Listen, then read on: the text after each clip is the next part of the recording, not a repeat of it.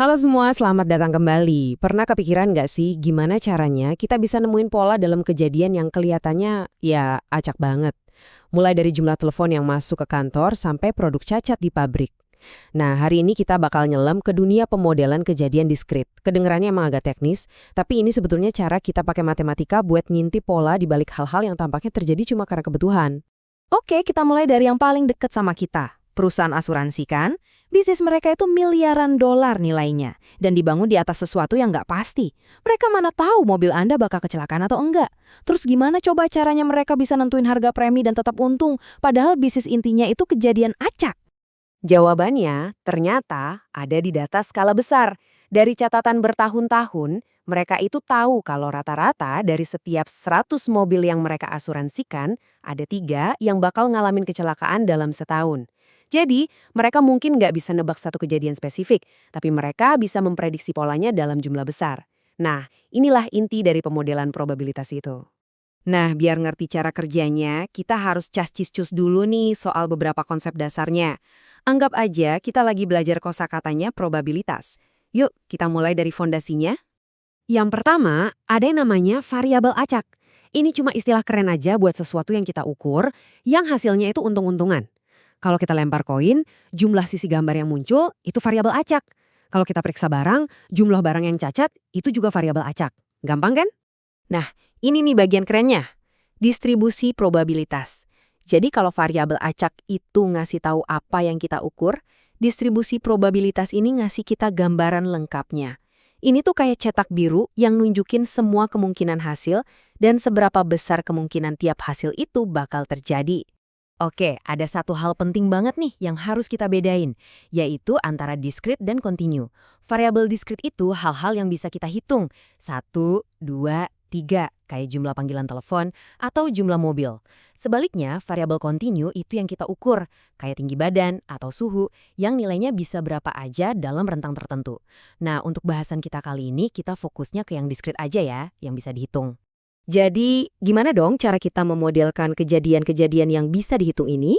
Ternyata nih, para statistikawan itu udah nyiapin semacam kotak perkakas yang isinya model-model atau distribusi spesifik. Setiap alat dirancang buat tipe masalah yang beda-beda. Yuk, kita bongkar isi kotak perkakas ini. Alat pertama kita namanya distribusi binomial. Ini andalan banget buat situasi apapun yang hasilnya cuma ada 2 kemungkinan. Lulus atau gagal, sukses atau gagal, cacat atau enggak. Pokoknya kalau pilihannya cuma 2, hitam atau putih, kemungkinan besar ini dia jagoannya. Eits, tapi ada syaratnya. Model binomial ini cuma jalan kalau situasinya memenuhi 4 syarat ini. Intinya sih, tiap percobaan itu harus independen dan peluang suksesnya harus sama terus tiap kali. Contoh klasiknya yaitu tadi, ngecek kualitas sejumlah produk di pabrik. Dan di dunia nyata, beginilah cara kerjanya. Para ahli statistik itu nggak ngitung manual terus loh, mereka pakai tabel kayak gini. Coba lihat ya, kalau kita punya 15 percobaan, itu N-nya, terus peluang suksesnya 30%, itu P-nya, kita mau cari peluang dapat persis 5 kali sukses atau X, tinggal tarik garis aja dari baris dan kolomnya, ketemu deh 0,206, atau sekitar 20,6%. Jauh lebih cepat kan? Oke, alat kita berikutnya adalah distribusi Poisson. Nah, yang ini tujuannya beda lagi. Ini bukan lagi soal sukses atau gagal dalam serangkaian percobaan, ini soal ngitung berapa kali suatu peristiwa terjadi dalam rentang waktu, area, atau ruang tertentu. Wah, ini berguna banget loh. Model Poisson ini jalan kalau kejadiannya acak, independen, dan kita tahu rata-rata kejadiannya. Cocok banget buat ngitung hal-hal kayak jumlah email yang masuk antara jam 9 dan 10 pagi atau jumlah salah ketik dalam satu halaman buku. Nah, alat kita yang ketiga dan terakhir buat hari ini adalah distribusi hipergeometrik.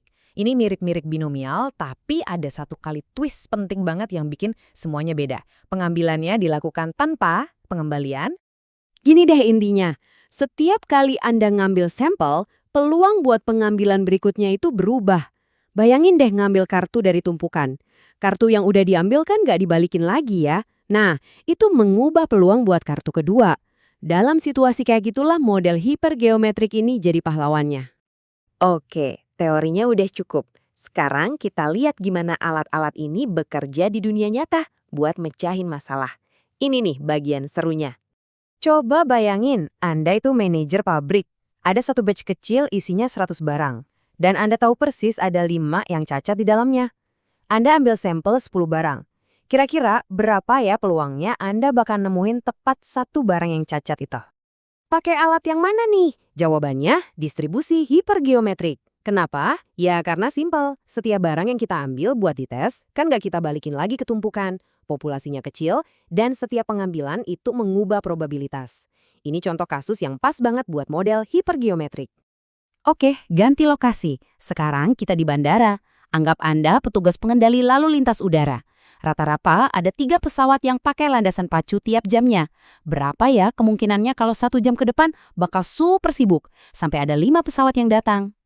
Nah, ini sih kerjaannya distribusi Poisson banget.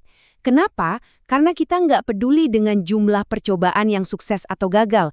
Kita cuma peduli ngitung jumlah kejadian acak dalam kasus ini kedatangan pesawat selama interval waktu yang pasti, yaitu 1 jam. Oke, kita udah lihat model-model ini beraksi. Tapi, emang kenapa sih ini penting buat kita? Bukan cuma buat para ahli statistik aja. Jawabannya adalah karena model-model ini ngebantu kita semua buat ngambil keputusan yang lebih baik dengan cara memahami resiko dan probabilitas di sekitar kita. Kutipan ini, wah, ngena banget. Kita sebagai manusia itu seringkali takut sama hal yang salah cuma karena kita nggak ngerti probabilitas yang sebenarnya. Intuisi kita soal risiko seringkali meleset jauh dari kenyataan statistik. Coba deh lihat data yang bikin kaget ini. Banyak orang takut terbang, tapi secara statistik, nyetir mobil jarak jauh itu lebih dari 125 kali lebih beresiko. Aneh kan? Ketakutan kita seringkali nggak sejalan sama datanya. Kita lebih khawatir sama kejadian super langka daripada resiko sehari-hari yang kita hadapi. Dan disitulah letak kekuatan utamanya. Alat-alat ini bukan sekedar teori di buku pelajaran, ini adalah lensa yang kuat buat melihat dunia sebagaimana adanya. Ini ngebantu kita pindah dari sekedar perasaan takut ke pemahaman, ini loh risikonya secara statistik. Hasilnya, keputusan yang lebih cerdas dan lebih aman. Nah, sebagai penutup, coba deh pikirin ini. Pikirin tentang hidup Anda sehari-hari, jumlah notifikasi yang masuk, berapa kali Anda kena lampu merah, atau bahkan berapa kali mesin penjual otomatis langganan Anda kehabisan minuman favorit. Kira-kira kejadian acak mana nih di hidup Anda yang sebetulnya punya pola tersembunyi? Coba deh dipikirin. Terima kasih telah menyimak.